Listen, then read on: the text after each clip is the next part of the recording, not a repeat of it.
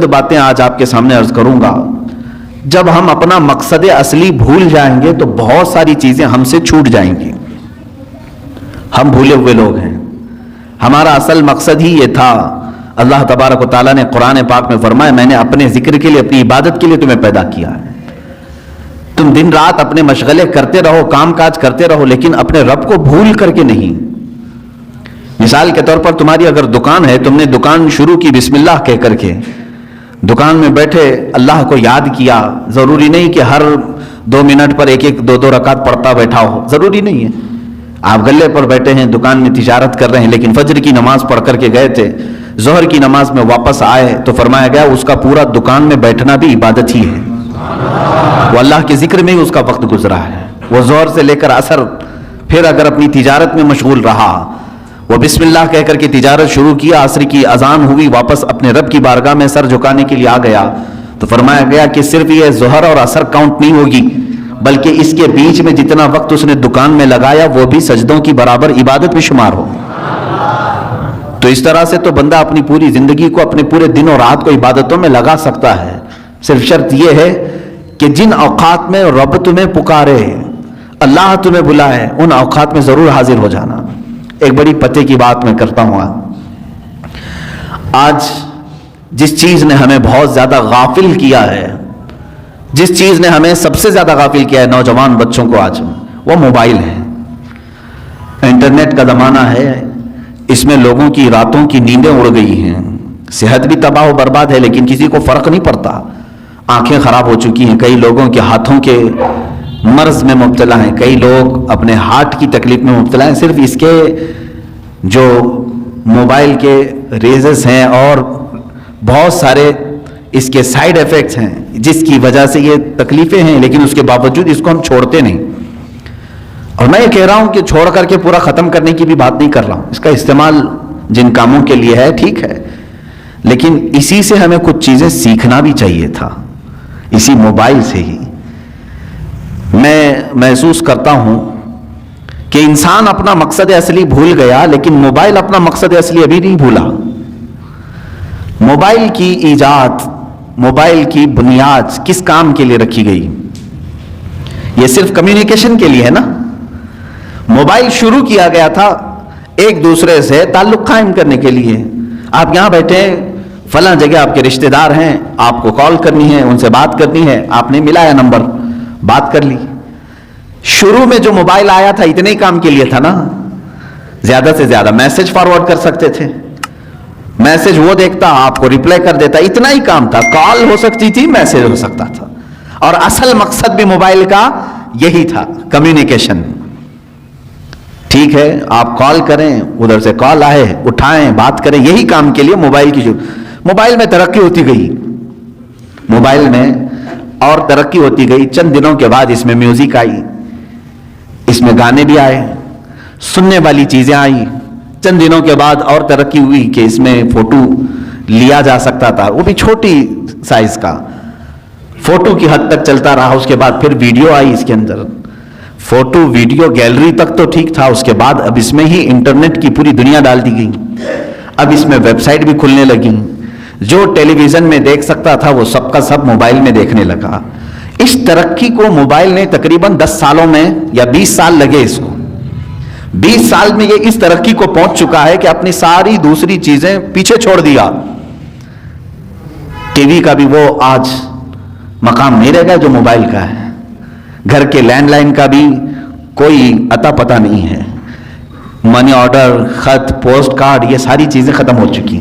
Mobile سب کی جگہ لے چکا ہے, بہت آگے بڑھ چکا ہے, بہت ترقی کر چکا ہے موبائل. پھر میں توجہ دلا رہا ہوں, اس کا اصل کام کیا تھا؟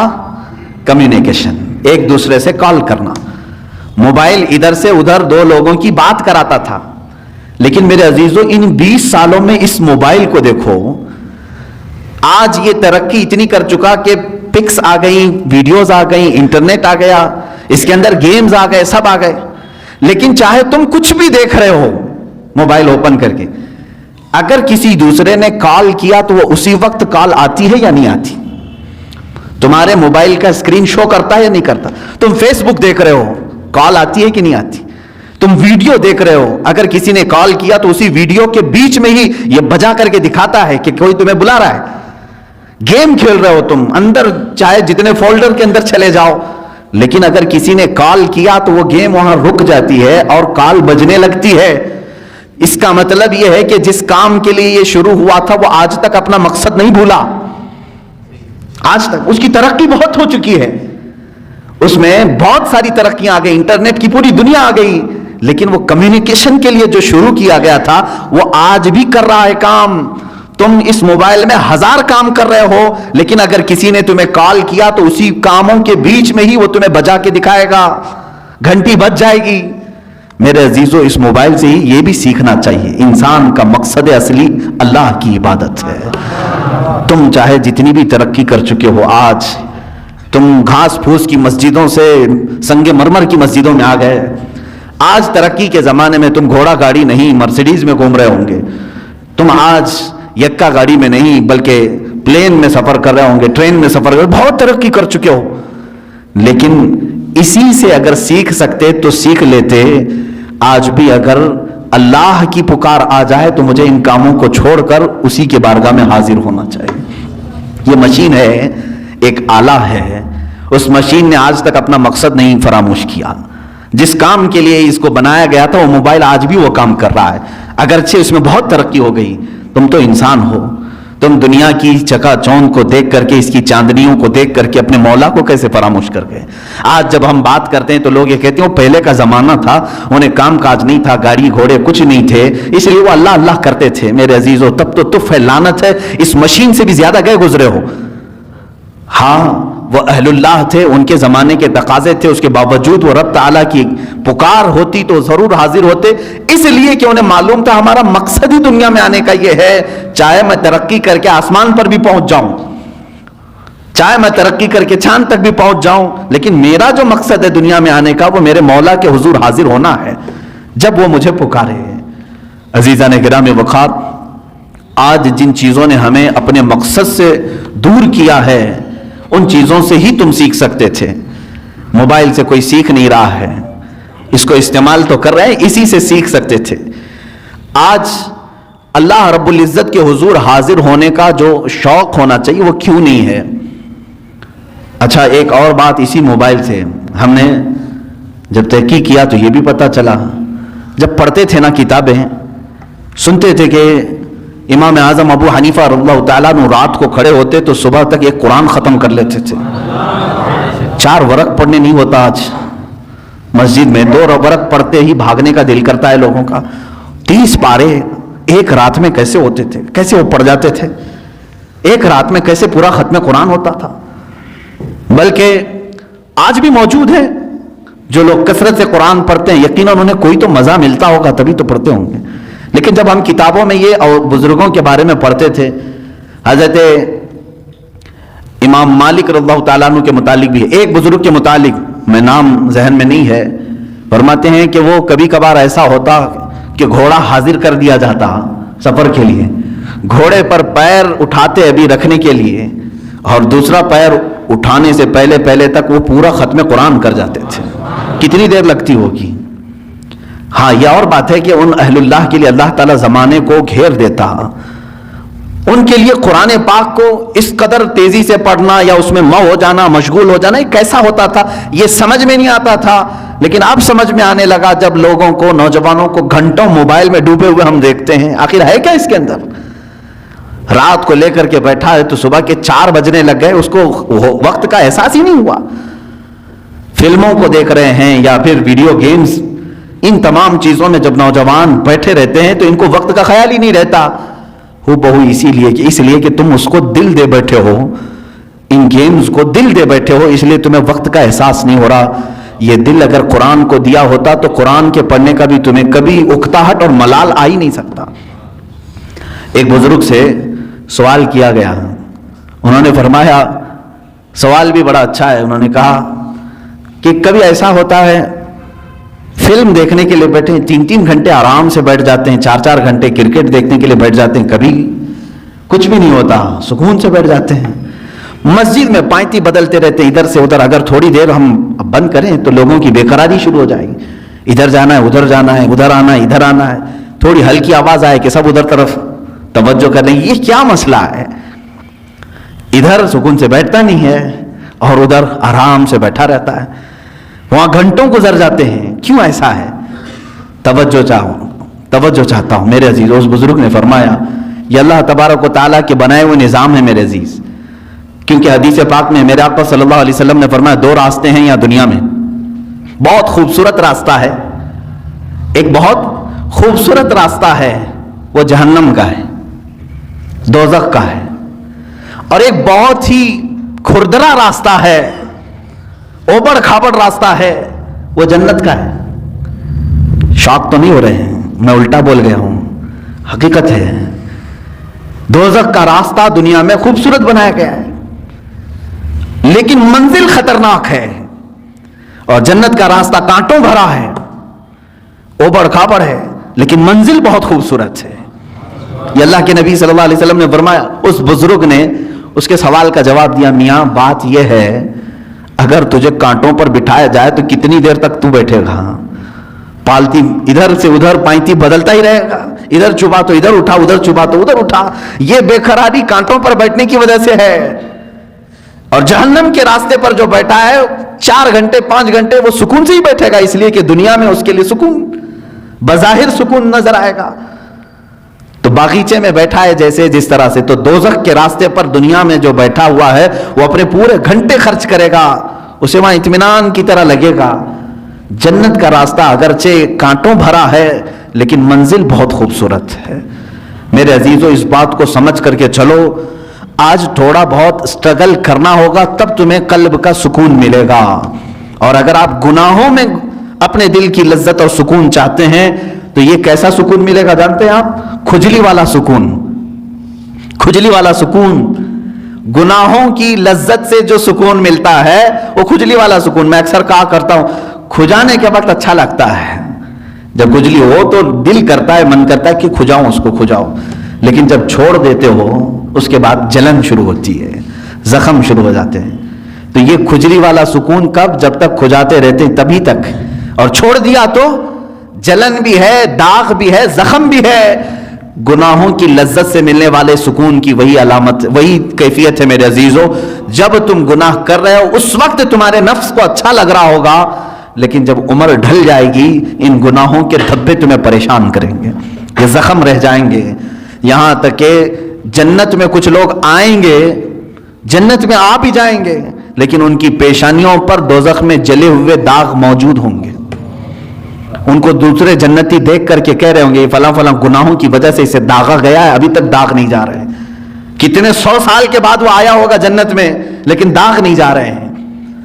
کھجائے ہوئے داغ جلدی جاتے نہیں ہیں. ہمیں بچپن میں نہیں بلکہ جب نئی جوانی شروع ہوتی ہے تو ایک بیماری آتی ہے اکثر نوجوانوں کو, پمپلز کی.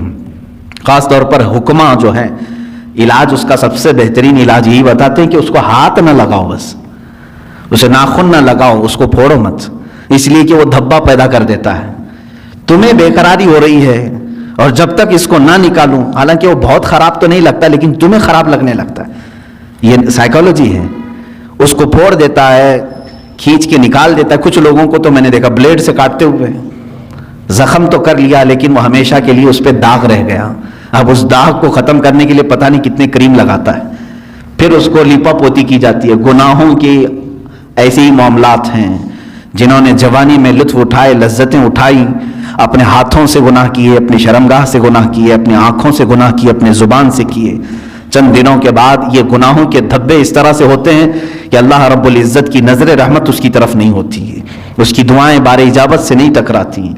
یہ تمام معاملات اس کے اپنے کیے ہوئے ہوتے ہیں. اسی لیے قرآن کہتا ہے ما اصابکم من مصیبت فبما کسبت ایدیکم, جو کچھ بھی مصیبتیں تم پر آتی ہیں یہ تمہارے اپنے ہاتھوں کی کمائی ہے, تم نے اپنے ہاتھوں سے کیا ہے.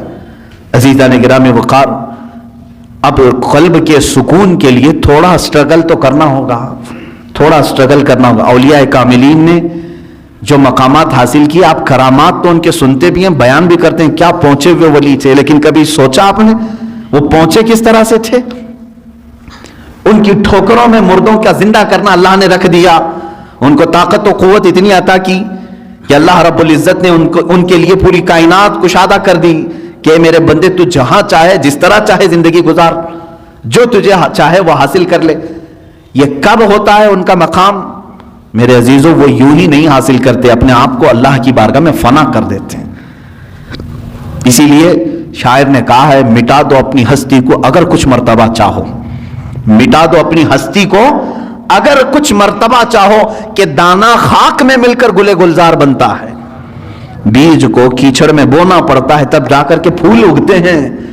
تم اگر یہ سوچتے ہو کہ میں سارے مرغن غذائیں کھاؤں، بہترین چکن مٹن اور سارے گھی مرغن سب چیزیں کھا کر کے میرے دل کو ذکر کی لذتیں ملیں، مشکل ہے، ایسا مشکل ہے۔ یہ راستہ تھوڑا سا کٹھن ہے، میں تصوف کے راستے پر آپ کو کہہ رہا ہوں، کچھ چیزوں کو روکنا ہوگا، صبر کے راستے پر آنا پڑے گا۔ سرکار غوث پاک رضی اللہ تعالیٰ عنہ کی بارگاہ میں ایک بوڑھی خاتون آئی، اپنے بیٹے کو چھوڑ گئی، کہا اس کو اچھا بنائیے، آپ اس کو اچھا بنائیے، اس پر اتنی نظر کیجئے کہ آپ جیسا بن جائے۔ کہا ٹھیک ہے، اس کو چھوڑ دو، خانقاہ میں رہنے لگا۔ چند دنوں کے بعد وہ خاتون آئی، دیکھا سرکار غوث پاک رضی اللہ تعالیٰ عنہ گوشت اور روٹی کھا رہے تھے، اور اس بچے کو سوکھی ہوئی روٹی دے کر کونے میں بٹھائے تھے، وہ پانی میں بھگو کر نرم کر کے کھا رہا تھا، اس کے گلے میں چبھ رہی تھی روٹیاں۔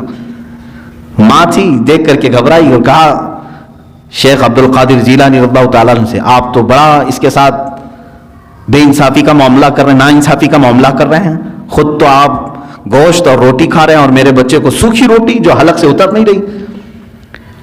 آپ نے پورا دسترخوان سے جو کچھ بھی تھا کھانے کے بعد اس خاتون کو جواب زبان سے نہیں دیا، وہ جو ہڈیاں جمع تھی سب کو جمع کیا اور اس پر ہاتھ رکھ کر کے کہا قم باذن اللہ، اللہ کے حکم سے اٹھ جا، تو وہ جو مرغی ذبح تھی وہ پھر سے زندہ ہوئی۔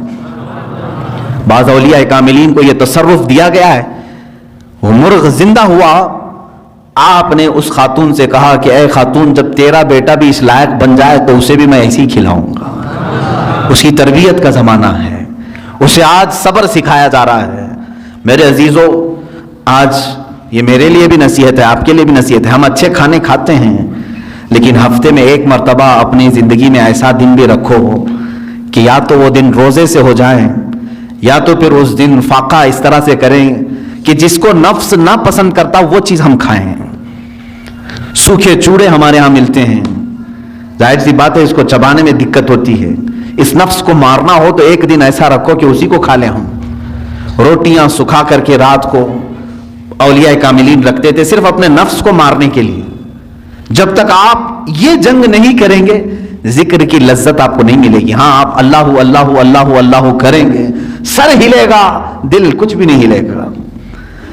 دل کو ہلانے کے لیے پریکٹیکلی طور پر آپ کو کچھ چیزوں سے گزرنا پڑے گا۔ سب سے پہلی چیز ہے اس میں اپنے غذاؤں پر کنٹرول، اپنے غذاؤں پر کنٹرول۔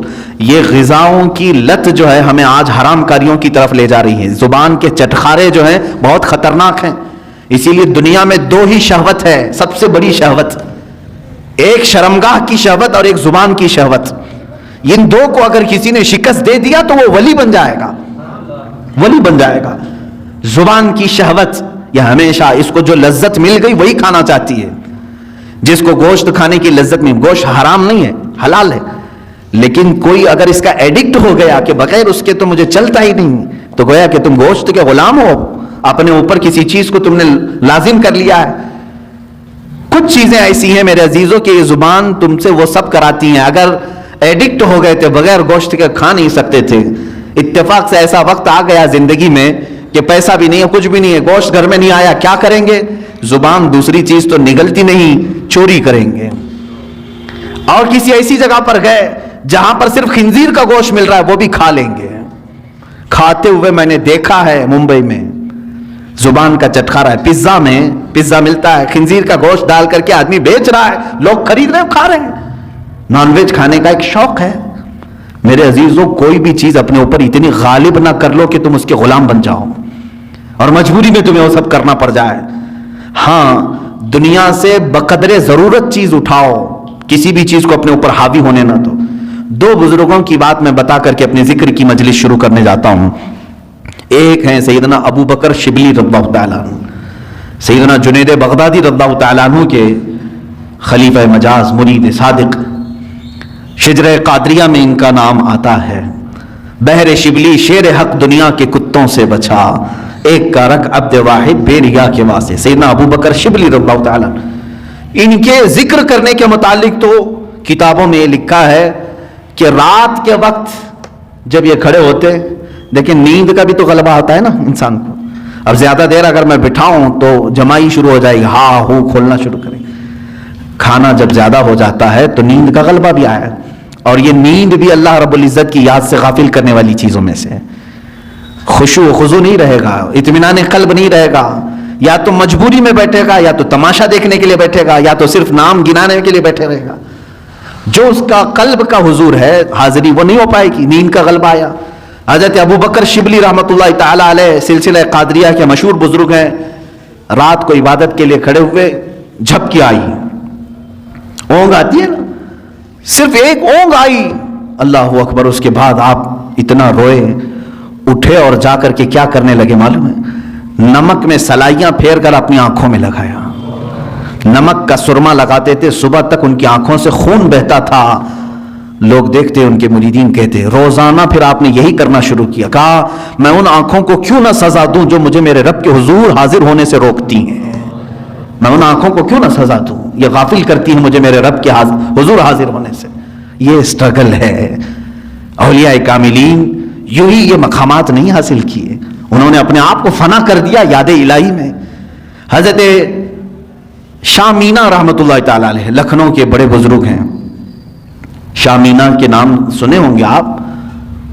یہ لکھنؤ میں آج بھی ان کا مزار مرجع خلائق ہے۔ ان کی سیرت میں نے پڑھا، رات کو یہ عبادت کے لیے کھڑے ہوتے اگر ذکر کے لیے تو یوں نہیں، نرم قالین ہے، اے سی لگی ہوئی ہے، پنکھے چل رہے ہیں، ماربل کی دیواریں ہیں، ہم آرام سے بیٹھ کر کے اللہ کا ذکر کریں، آرام سے بیٹھ کر کے ہم تقریریں سنیں، نہیں۔ حضرت شاہ مینا رحمۃ اللہ تعالی علیہ دیوار اتنی اونچی دیوار ہوتی کہ تقریباً 10 فٹ کی دیوار، 10 فٹ کے اوپر دیوار پر کھڑے ہو جاتے تھے، اتنی جگہ ہوتی کہ ان کے 2 قدم رکھے جا سکتے تھے اس دیوار پر، باقی کچھ بھی نہیں، نہ پکڑنے کے لیے کوئی چیز ہوتی، کچھ بھی نہیں۔ اسی حالت میں کھڑے ہوتے، لوگ کہتے زمین پر پڑھیں، کہتے ہیں کہیں مجھے زمین پر پڑھتے پڑھتے سستی آ گئی، کاہلی آ گئی تو میں ڈرتا ہوں کہ میرے رب کی توہین نہ ہو جائے، میں دیوار پر اس لیے کھڑا ہوتا ہوں کہ اگر میرے جسم کو سستی آ بھی گئی تو سزا مل جائے گی، دیوار سے دھڑام سے گروں گا، جسم کو جو سزا ملنی وہ مل جائے گی۔ دیوار پر ایسے کھڑے ہوتے تھے، ایسے کھڑے ہوتے کہ پکڑنے کے لیے کوئی چیز وہاں پر نہیں ہوتی۔ ظاہر سی بات ہے بالکل الرٹ آدمی رہے گا اس طرح سے۔ عزیزان گرام وقار، ان اولیاء کاملین کی عبادتوں کو ہم نہیں پہنچ سکتے، لیکن یہ واقعات ہم اس لیے سناتے ہیں کہ اس کا ایک عشر عشیر، ایک ذرہ تو ہماری زندگی میں آ سکے۔ ہم اگر غوثیت کے مقام کو نہیں حاصل کر سکتے تو ان کی عبادات، ان کی ریاضات کا کچھ حصہ تو حاصل کر سکیں، کچھ چیزیں ہماری زندگی میں تو آ جائیں۔ آج ہم برسوں سے ذکر کی مجلسوں کو چھوڑے بیٹھے ہوئے ہیں، نہ ہمیں کوئی کرانے والا ہے نہ ہم کرنے جا رہے ہیں۔ کبھی آپ نے دیکھا ہمارے گھروں میں ساری چیزیں بالکل جیسی چلتی تھی ویسی چل رہی ہیں، کھانا اپنے وقت پر چلتا ہے، اور کچھ لوگوں کے ہاں بالکل فکس ہے، چل رہا ہے، سیریل اس وقت چلنا ہے، فلم اس وقت چلنا ہے، وہ ریگولر چل رہے ہیں، ناغہ اس میں نہیں ہوتا ہے۔ چلیں کچھ اچھے گھر ہیں وہاں تقریریں چل رہی ہیں، نعتیں چل رہی ہیں، ٹھیک ہے، یہ سب چل رہے ہیں۔ کبھی آپ نے اپنے ضمیر سے پوچھا اللہ کا ذکر کہاں گیا میری زندگی سے؟ اللہ کا ذکر کہاں گیا؟ کیا میں اپنے گھر والوں کو لے کر کبھی بارگاہ رب العزت میں ذکر کے لیے مشغول ہوتا ہوں؟ نہیں ہے۔ سالوں سال کی فہرست نکال کر کے دیکھیں تو کوئی مجلس ذکر نہیں ملتی، کوئی محفل ذکر نہیں ملتی۔ آج تو حال یہ ہے کہ دنیا یہ چاہتی بھی ہے کہ تم اللہ سے اتنے دور ہو جاؤ کہ تمہیں احساس بھی نہ ہو کہ خدا ہے، معاذ اللہ رب العالمین۔ مجھے آج اس بات کا احساس بھی ہو رہا تھا، ممبئی میں آج ممبئی کے ہمارے بچے آئے ہوئے ہیں، 6 مہینے کے بعد آج انہوں نے جمعہ کی نماز پڑھی اس طرح سے مجمع میں۔ آج بھی مسجدیں بند ہیں وہاں پر، افسوس ہوتا ہے مجھے، دلی افسوس ہے۔ جس مسجد کا میں خطیب ہوں، امام ہوں، اس مسجد کو بھی آج تالا لگا ہوا ہے، 4 یا 5 لوگ نماز کے لیے حاضر ہوتے ہیں۔ میں یہ بات کیوں کہہ رہا ہوں معلوم ہے؟ باقی سارے لوگ جو وہاں پر ہیں اتنا عرصہ بغیر رب ذوالجلال کی بارگاہ میں گئے گزارا نا، تو اب دل سخت ہو گئے، اب دلوں میں کالک پڑ گئی، مہریں لگنے کا وقت آ گیا، مسجد کے پاس سے گزر جاتے ہوں گے، اندر جانے کا خیال بھی نہیں آتا ہوگا۔ میں سب کی بات نہیں کر رہا ہوں، کچھ کو تو دل دکھتا بھی ہوگا، اندر جائیں کیسے، میرے مولا کے حضور اپنی پیشانیاں کیسے ٹیکیں۔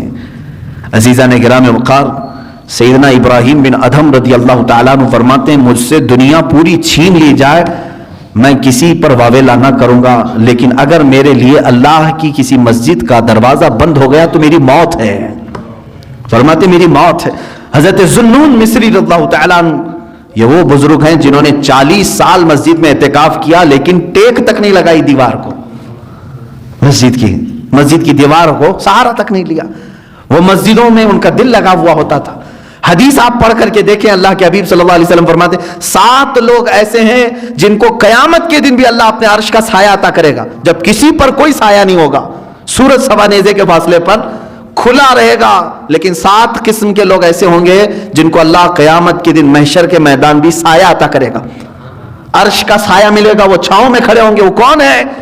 وہ 7 قسم کے لوگ، پھر کبھی ذکر کروں، ان میں سے ایک بندہ ایسا ہے جس کے بارے میں میرے آقا صلی اللہ علیہ وسلم فرماتے ہیں رجل تعلق قلبہ بالمساجد، وہ آدمی جس کا دل مسجدوں میں لٹکا ہوا ہے، لٹکا ہوا ہے مطلب لگا ہوا ہے، اب اذان ہو کہ میں مسجد میں جاؤں، اب اذان ہو کہ میں مسجد میں آؤں، جس کی یہ کیفیت ہے اسے قیامت کے دن عرش کا سایہ عطا کیا جائے گا۔ لیکن افسوس ہے کچھ جگہوں پر یہ لاک ڈاؤن کے بہانے اللہ کے گھر ایسے بند کر دیے گئے، یہ سب ناٹک ہے، اب میں بولوں تو پھر دوسرے راستے پر چلا جاؤں گا، اس لیے کہ کبھی کبھار جذبات میں بے قابو ہو جاتا ہوں۔ جو ہمارے ساتھ کھیل کھیلا جا رہا ہے فقط ایک بہانہ، کورونا کورونا کورونا، یہ کیا چیز ہے، اس کی کوئی لاجک آج تک سمجھ میں نہیں آ رہی ہے، کوئی اس طرح کی آتھینٹک بات سمجھ میں نہیں آ رہی ہے، اور ساری پبلک بیوقوف بنتی ہے اور وہ بنا رہے ہیں۔ عجیب سی بات ہے، کچھ گدھے پورے ملک کو چلا رہے ہیں اور سب کو قائل بھی کر رہے ہیں اور سب خاموش بھی ہیں بیٹھے ہوئے، پوری مارکیٹ بھری ہوئی ہے کھچا کھچ، کورونا نہیں آتا، بسیں چل رہی ہیں کورونا نہیں آتا، ٹرینیں چل رہی نہیں آتا ہے، مسجد میں 10 لوگ 20 لوگ آئیں تو کورونا کی تکلیف ہے۔ کسی بھی جگہ کی بات، آج پورے ممبئی کے مال کھل گئے، مال پورے کھلے ہوئے ہیں، مال میں بھیڑ نہیں ہوتی، اور باقی وہاں کی مارکیٹوں کا آج جا کر کے آپ اندازہ کریں۔ میرے عزیزوں، صرف اور صرف میں کوئی اور وجہ نہیں اتنے لمبے عرصے تک آپ کے ہاں بیٹھا رہا ہوں، صرف اور صرف میرے پاس دل میں یہی ایک چیز آتی ہے، میں جاؤں، میرے لیے کافی انتظار ہے وہاں پر، ڈیلی شاید کوئی نہ کوئی ہمارے پاک سائٹ وکرولی والے فون کرتے ہی رہتے ہیں، کب آ رہے ہیں کب آ رہے ہیں، ان کے ہاں بھی انتظار ہے۔ میں صرف اور صرف ایک بات سوچتا ہوں، اللہ تبارک و تعالیٰ نے یہاں پر ہمارے لیے دروازے کھلے رکھے ہیں، کہیں ان نعمتوں سے میں محروم نہ ہو جاؤں۔ یہ مجھے جمعہ کی نعمت اللہ نے دی ہے، عیدین کی نعمت ملی ہے، ہم عید الفطر سے نمازیں یہاں پڑھ رہے ہیں اور بالکل کھلے عام ہیں، سارے اپنی صفیں لگا کر کے پڑھ رہے ہیں، تو میں کبھی یہی سوچتا ہوں کہ یہ نعمت سے میں محروم نہ ہو جاؤں، حالانکہ وہاں کے لوگوں کا بھی حصہ ہے، ان کی محبت سر آنکھوں پر۔ میں یقیناً آج بحیثیت خطیب و امام ممبئی کا تعلق ہے، لیکن صرف یہی ایک بات، مسجدیں بند کر کے لوگوں کے دلوں میں آج ایسی کیفیت آ گئی کہ جمعہ کے جانے کا احساس بھی نہیں رہا۔ چند دنوں کے بعد یہ وہ لوگ، یہی لوگ کہیں گے کئی کام کاج پر ہیں، جمعہ ہو رہی، ارے چھوڑو اب زور پڑھ لیں گے، اتنے دنوں تک تو زور پڑھتے ہی تھے نا۔ جمعہ کی اہمیت دلوں سے ختم کر دی گئی۔ پہلے تو زندگی میں ایک جمعہ چھوٹنے پر ہم سب میں سے، بلکہ ہماری بات تو چھوڑیں، عام بندہ جو کوئی اور نماز نہیں پڑھتا ہوگا لیکن وہ جمعہ چھوڑنے کو بہت بڑا گناہ سمجھتا تھا، جو کبھی نماز کو نہیں آتا، جمعہ کے دن اس کے گھر میں جا کر کے دیکھو، نہا رہا ہے، خوشبو لگا رہا ہے، سرمے لگا رہا ہے، مسجد کے آنے کے اہتمامات کر رہا ہے، دوسری کوئی نماز نہ پڑھتا ہو۔ جمعہ کا اہم رتبہ ہمارے دماغ میں موجود تھا، اس کو ختم کر دیا گیا۔ اسی طرح سے ہمارے دلوں سے یہ تمام چیزیں غائب کرنے کے لیے پوری دنیا ایڑی چوٹی کا زور لگا چکی ہے کہ ایک وقت ایسا نہ آ جائے کہ تمہارے دلوں میں یہ بھی خیال ہونے لگے اللہ ہے بھی کہ نہیں ہے، معاذ اللہ رب العالمین۔ کیونکہ جب بندہ اس سے تعلق نہیں رکھے گا تو شیطان کا غلبہ اس کے اوپر ہو جائے گا، شیطان کا غلبہ اس کے اوپر ہو جائے گا اور وہ دماغ میں یہی چیزیں ڈالے گا، کہاں ہے کوئی خدا، کہاں ہے کوئی معبود جس کی عبادت کرنی ہے، سب تو نارمل ہے، ساری دنیا جی رہی ہے، معاذ اللہ رب العالمین۔ اللہ تعالیٰ اسی نحوستوں سے ہمیں محفوظ رکھے۔ اے رب ذوالجلال، زندگی میں کبھی وہ وقت آنے نہ پائے جس وقت ہم تجھ سے غافل ہو جائیں۔